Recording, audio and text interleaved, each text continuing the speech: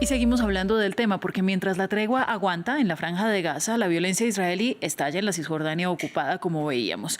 En las últimas horas, los ataques y la persecución de colonos contra palestinos habían precedido a esta nueva ofensiva del ejército israelí contra Jenin. Ya han matado allí a 10 personas. ¿Cuál es la relación de esta situación con la tregua y la intervención de Trump en el acuerdo entre Israel y Hamás? Pues lo analizamos con Carlos Patiño. Él es profesor de la Universidad Nacional de Colombia y además experto en temas de Medio Oriente y conflictos. Muchas gracias, Carlos, por estar con nosotros. Hola Ángela, buenos días. Distintas fuentes señalan que Trump pudo convencer a Netanyahu de firmar la tregua con Hamás, ofreciéndole a cambio apoyo en su anexión total de Cisjordania ocupada. ¿Qué reflexión le merece lo que está pasando con este supuesto intercambio?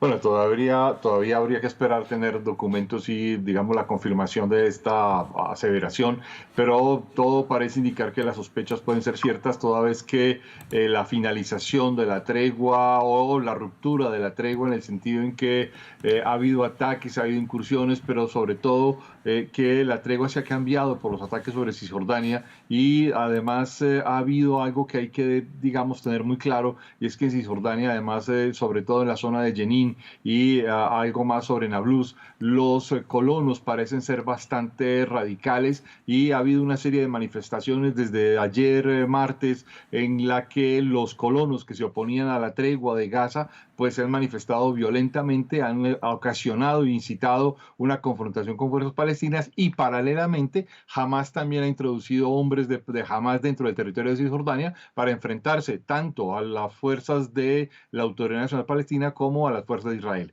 En este contexto pareciera que está conformando un nuevo frente de disputa armada militar y que Israel, el mismo Netanyahu lo ha llamado y la oficina del primer ministro la ha llamado una nueva operación militar de protección, y esto a la vez hay que tenerlo claro frente a la acción que el general Herzi Halevi, el jefe militar israelí, pues ha anunciado su dimisión por el fracaso que obtuvo en la protección de Israel en el ataque del 7 de octubre de 2023. Es decir, hay un conjunto de actos que enrarecen la situación en Cisjordania y por el contrario creo que los palestinos no han podido tampoco salir de su propia trampa política en un largo proceso histórico. Bueno, con esta ofensiva, ¿qué se puede decir o cómo se puede relacionar el conflicto abierto que tiene Netanyahu con Smotrich y con Ben-Gvir? Pues en realidad esta ofensiva lo que está haciendo es dándole la razón a Bezalel Smotrich y a Ben-Gvir, los líderes de los partidos Poder Judío y Sionismo, se me olvida el resto del nombre en español, pero que en este caso han sido muy críticos con la firma de la tregua, que se han manifestado en contra de esta condición de la tregua y les está respondiendo de una manera más o menos indirecta frente a decir que las operaciones militares contra los palestinos continuarán, y obviamente el asunto de lo que se ha señalado además desde Smotrich desde inicios del año 2024 sobre las aspiraciones de anexión de Gaza al territorio de Israel, pues en este contexto pareciera serle que se le está dando, digamos, esa razón. Esto va junto a un hecho clave que iba en tu primera pregunta, y es que Donald Trump en sus primeras acciones estuvo levantar las sanciones en contra de los colonos israelíes más radicales que habían sido sancionados por la administración Biden, y frente a las acciones de los grupos más radicales extremistas israelíes sobre las zonas de Cisjordania. Bueno, ¿cómo se inscribe en este contexto la motivación de Trump para levantar las sanciones que había impuesto Biden a colonos israelíes por haber participado en ataques violentos contra palestinos?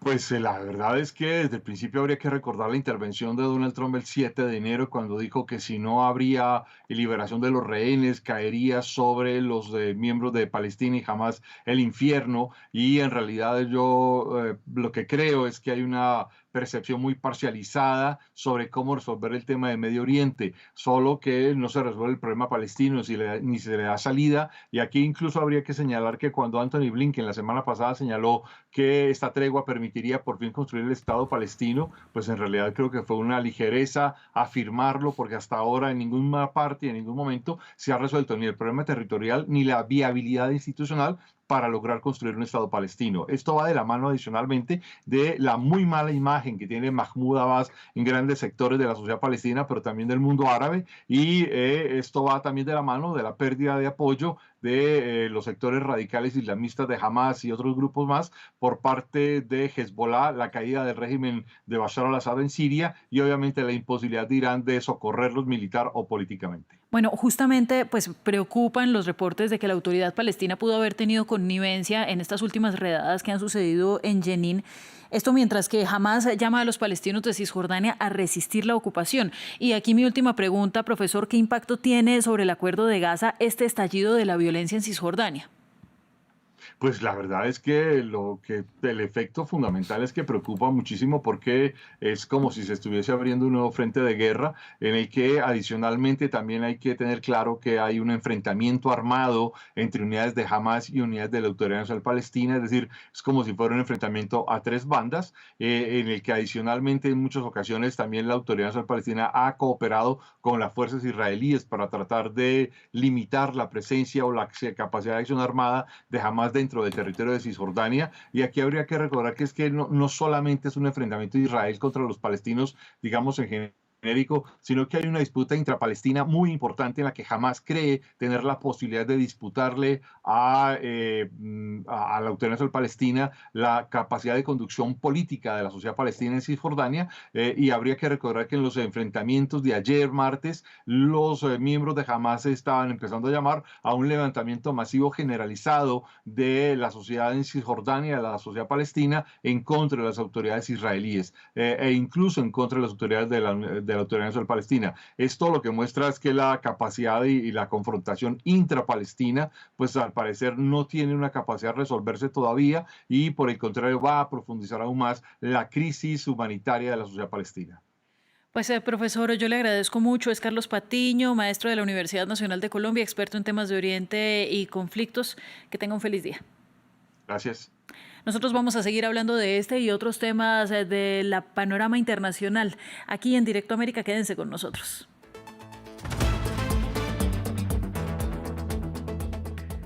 Desde 2006, en francés, inglés, árabe y español, las principales personalidades del mundo nos han concedido entrevistas exclusivas. Líderes mundiales nos han compartido su visión de mundo. Artistas y creadores nos inspiran con su trabajo y sus ideas. Intelectuales e innovadores nos cuentan cómo dan forma a nuestro futuro. Las grandes personalidades están en France 24. Liberté, égalité, actualité.